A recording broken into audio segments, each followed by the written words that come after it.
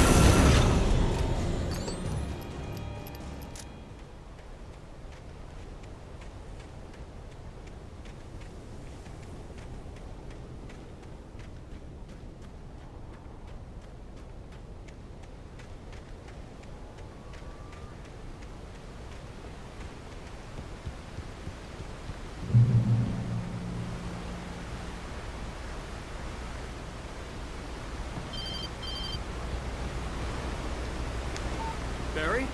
Ow! The porch is covered with birds. They've got all Hitchcock on me. Stay out of sight. I'm on my way.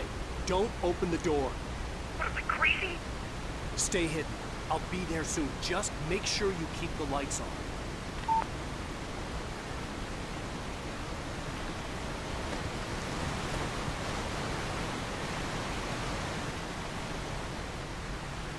I still had to reach Barry at the cabin, but at least I was out of the woods.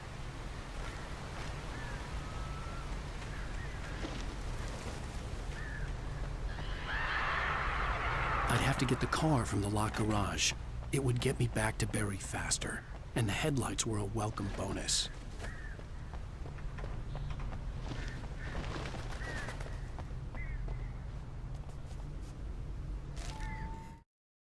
The FBI agent's command froze me in place. I considered surrender. It was all falling apart anyway. I could give in, let someone else deal with it, but it felt all wrong. Call it instinct, his posture, the way he held the gun. He was no friend. Shots ringing in my ears, I leaped for the hole in the fence and stumbled into the darkness beyond.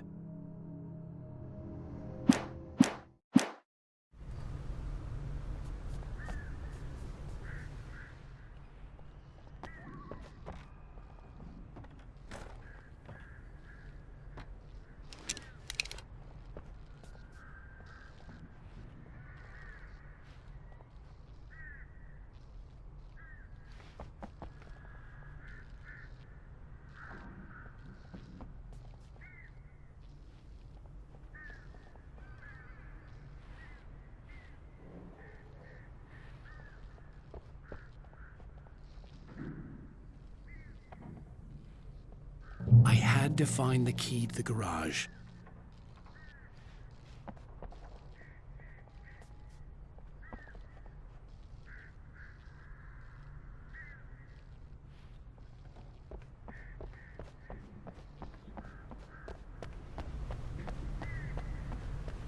I needed the garage key to get to the car.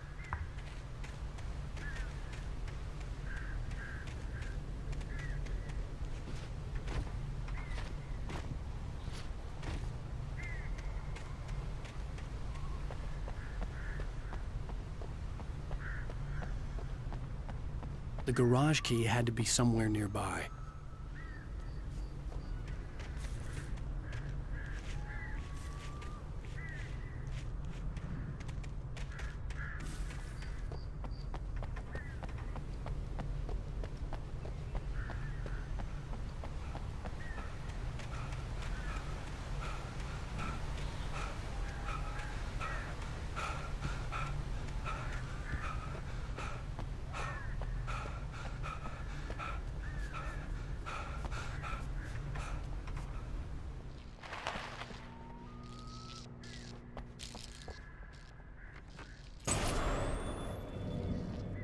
A story is not a machine that does what you tell it. A story is a beast with a life of its own. You can create it, shape it, but as the story grows, it starts wanting things of its own. Change one thing and you set off a chain reaction of events that spreads through the whole thing. The characters have to be true to themselves. The events need to follow a logic that fits the story. A single flaw and the magic is gone. The story dies. Alice dies.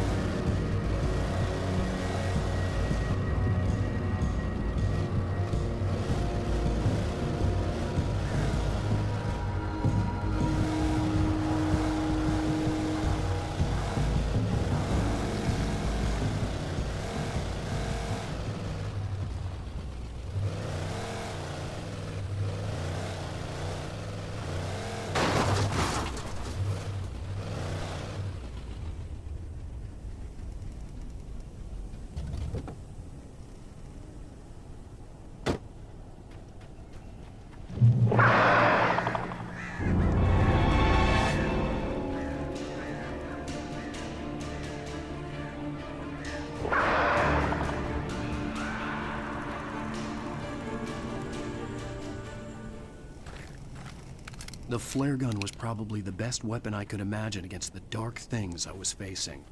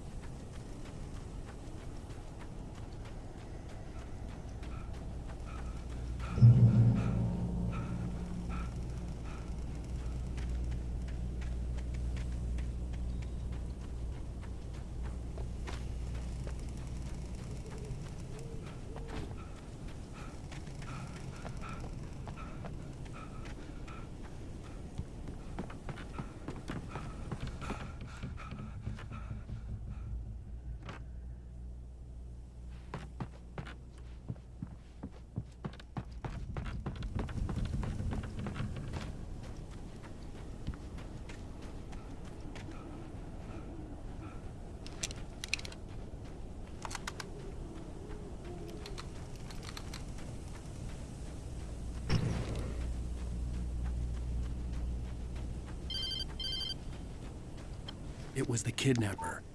You son of a bitch! Where's my wife? Enough horseplay, Wake. You deliver the manuscript, and you can have your woman back. Simple as that. I don't... Listen. Listen. I'm gonna need time to finish it. I still need to write the ending. I need... a week. Not done? I need a week. 2 days. The old Bright Falls coal mine is nearby. You can find it easy, city boy. The main building, there at noon. You bring the manuscript, you'll get your wife. Not, well, get me? Yes, yes, I get you.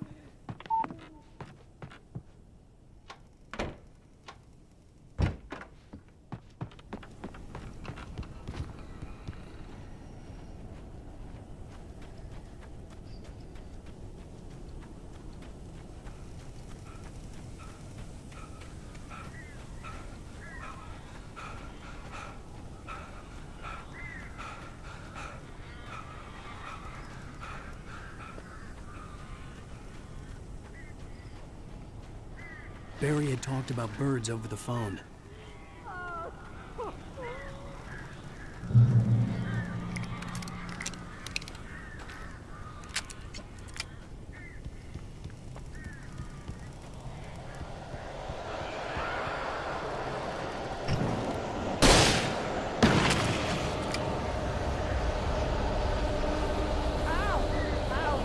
So glad you're here. A couple of them got in here before I washed the chimney. This isn't normal. These birds are weird.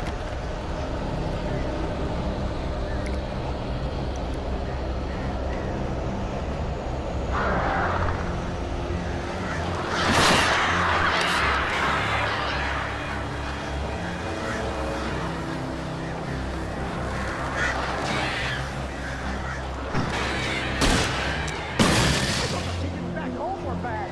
Ow, make them go away, please.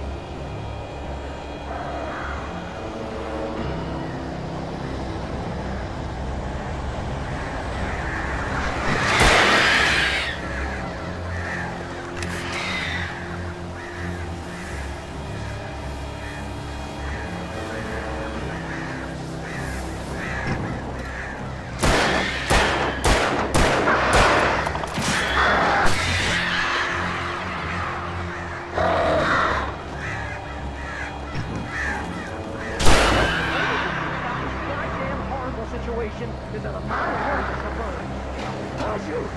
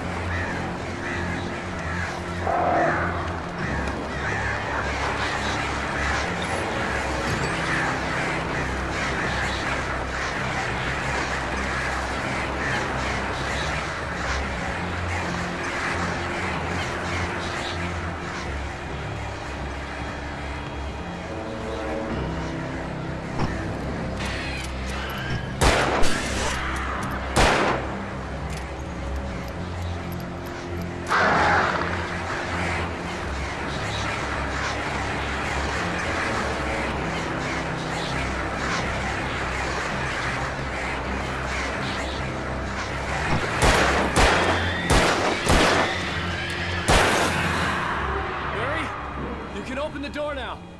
They're gone. Hey, Al. I'm sorry for thinking you were having a psychotic episode, man. I sent Barry to the town to ask around about a man fitting the kidnapper's description. He'd go through the archives of the local paper. Perhaps he could learn something. Anything about the island and the cabin that had disappeared. The man wanted a manuscript. I had to try to write him one to get Alice back.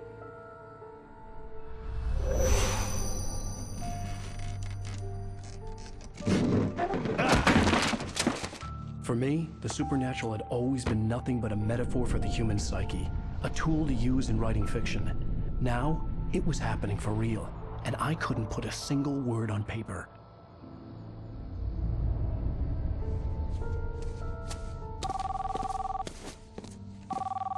Barry Wheeler speaking. This is Rose. Rose? I found Mr. Wake's pages. Oh, you sweet, brilliant girl. Could you and Mr. Wake come get them? I live in the trailer park outside the town. We'll be there in less than an hour. Bye now. See you soon.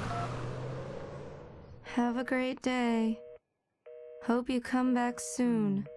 Welcome to the Oh Dear Diner. Good girl.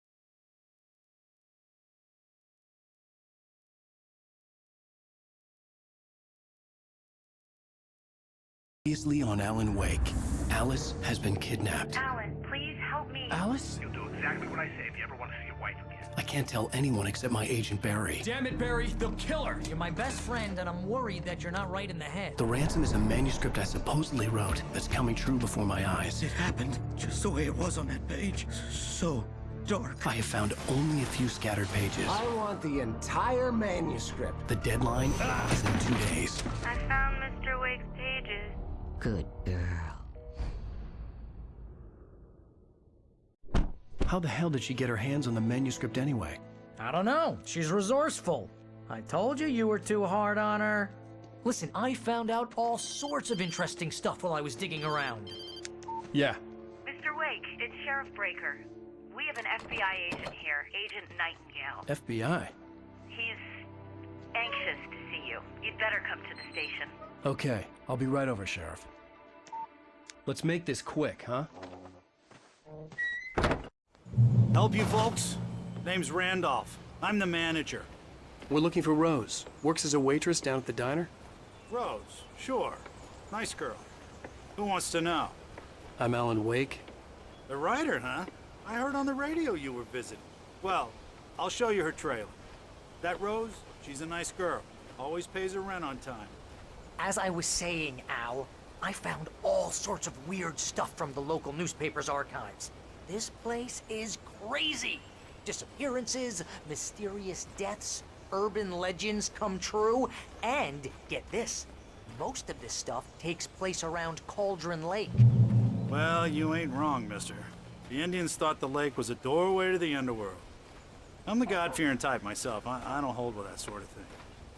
Yeah, okay. Anyway, there was an island there owned by a guy called Thomas Zane. Now, some of the articles I found about him make him out to be a famous writer, but I ran a bunch of searches, couldn't find a single thing he wrote. Zane was heavily into diving, so much so that the place came to be called Diver's Isle. But the volcano under the lake erupted in 1970, and Zane went down with the island.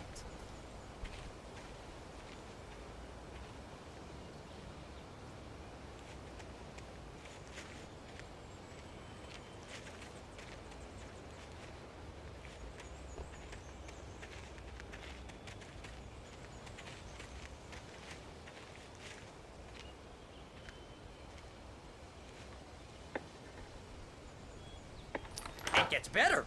A local girl, Barbara Jagger, drowned in Cauldron Lake just a week earlier. They were lovers. Sure, Jagger's a local spook store. The Scratching Hag. Comes for you in the dark. Childish stuff like that. Anyway, Al, I'm just getting to the best part. All of the articles about this stuff were written by Cynthia Weaver. I asked around, and she's that crazy bag lady you met. What, the lamp lady? She can be a little loopy, but she's not homeless or anything. Yeah, anyway, she knew both Jagger and Zane before they both died, and she had some kind of a breakdown.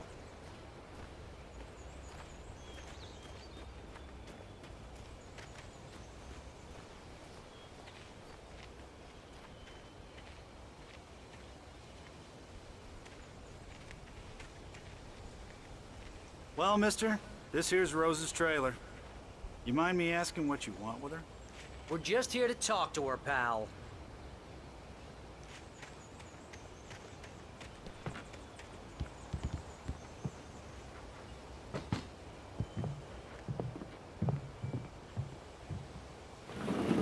Welcome to... Oh dear, Mr. Wake. I'm so glad you're here. Rose, you have my manuscript? Oh. Oh, yes. Yes. Please, come in. Hey, this is really good. Rose, Yes, my manuscript. I really need it. I understand. I know what you need. A muse to inspire you. Oh, for Barry? She doesn't have anything. Yeah, hey, Al? Al, what's... Oh... Barry! What? What?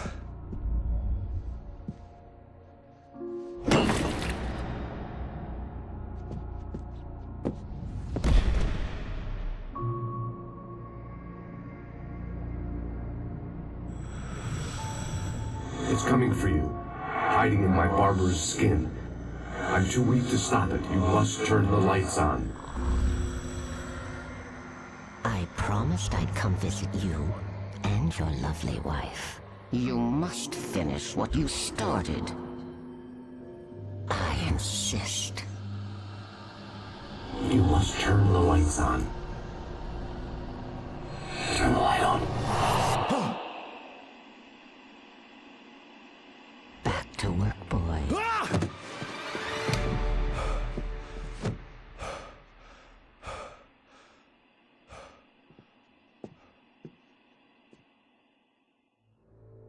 I felt nauseous, hungover. Only anger kept me going. I can't tell reality from dream anymore, but it seems I have an imaginary editor to help me. She's an old woman in a funeral dress. I call her Barbara Jagger. She's very strict. I'm writing faster and faster. My manuscript is being heavily revised. The edits are getting very aggressive, and each day there's less of me and more of her. I hate it, but I know she's right. She promises me I can save Alice this way. She knows more of this than I do. About the complex incantation I'm attempting. About this place. She's worked with another writer under similar circumstances, Thomas Zane. The genre of the story seems to be shifting. It's turning into a horror story. I'm getting close. I can feel it.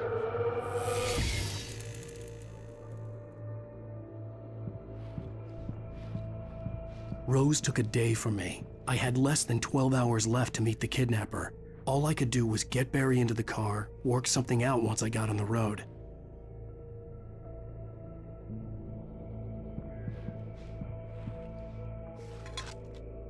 Welcome to the Oh Dear Diner.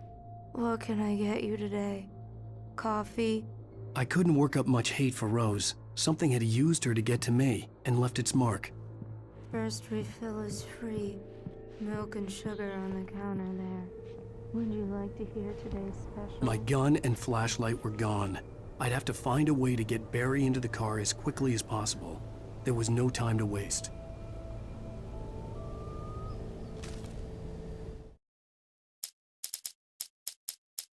Mr. Randolph liked Rose. That little smile she had. How she was still sweet when life had tried so hard to make her bitter.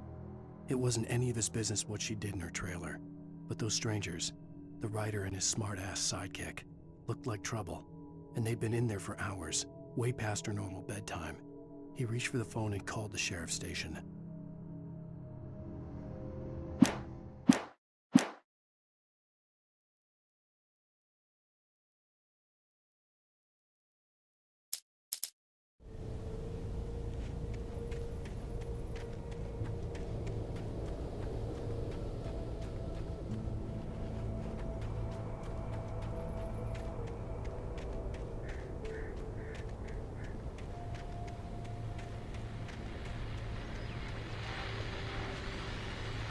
I just stepped outside to catch a breath of fresh air. Let me tell you, the weather's getting heavy. Nights like this make me especially glad I'm here talking to you and not home in bed. Once the weather takes a turn like this, I can't sleep at all. It's all tangled bed sheets and dark thoughts.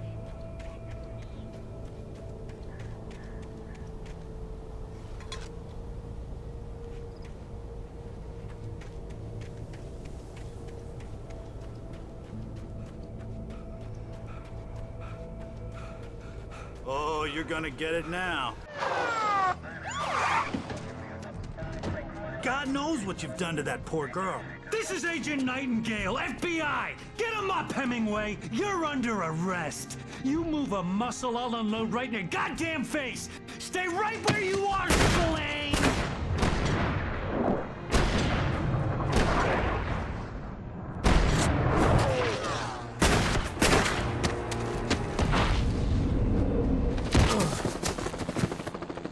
What are you? I'm standing right here, you goddamn maniac!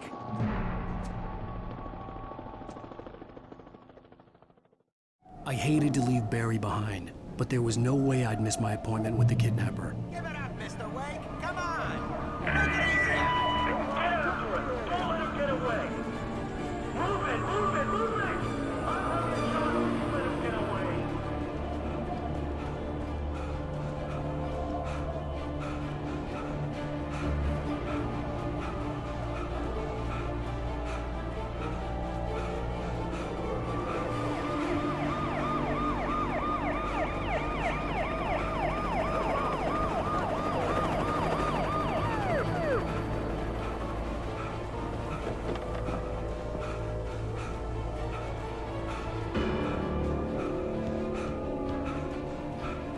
There he is! There he goes! Okay, man, keep your eyes peeled. He's gonna try to make it through here. Move on. Oh, damn.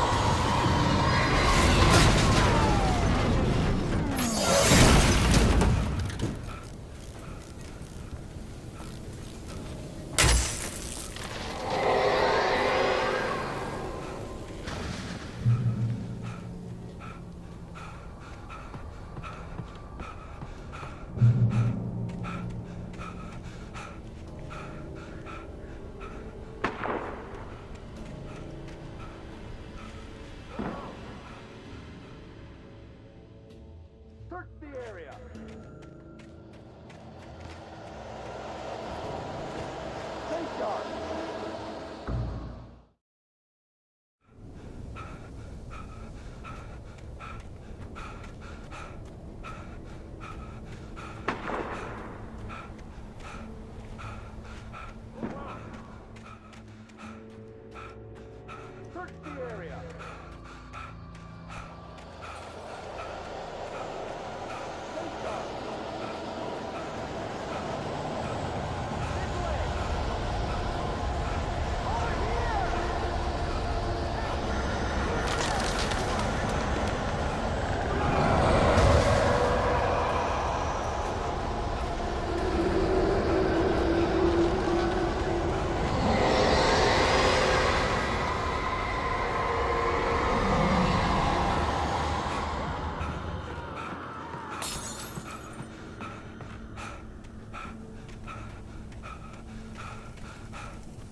This horror was everywhere I went, circling me.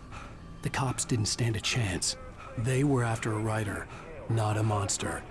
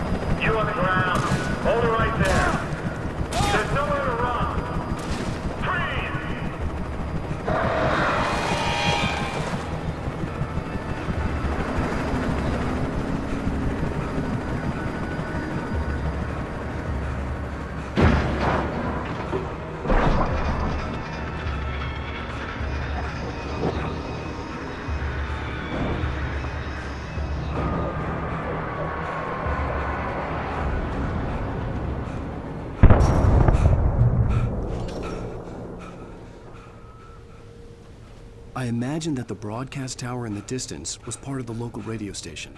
Maine seemed like a decent guy. Perhaps he could give me directions to the coal mine.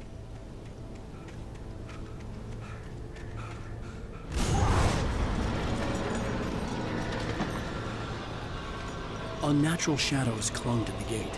The darkness that was after me was trying to stop me. I wouldn't get through without a light.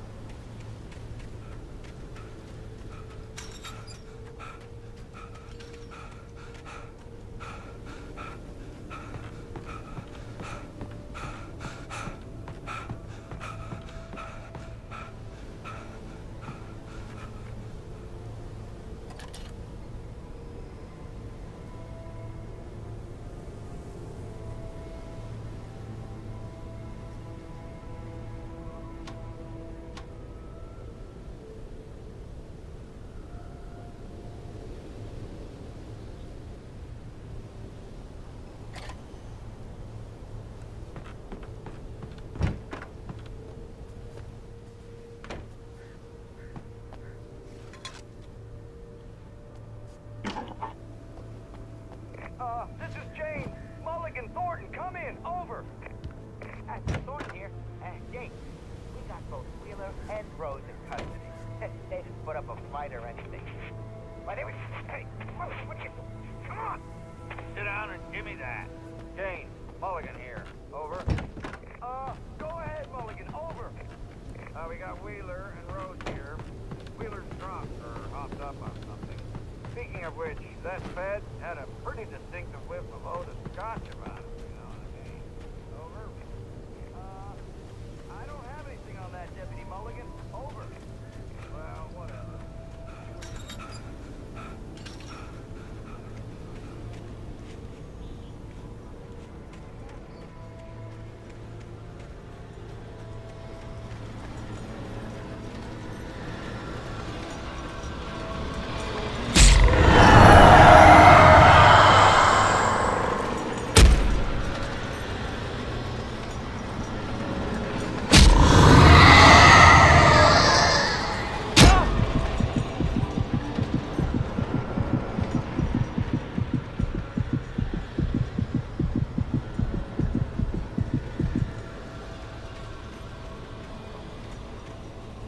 There was no power to the searchlight,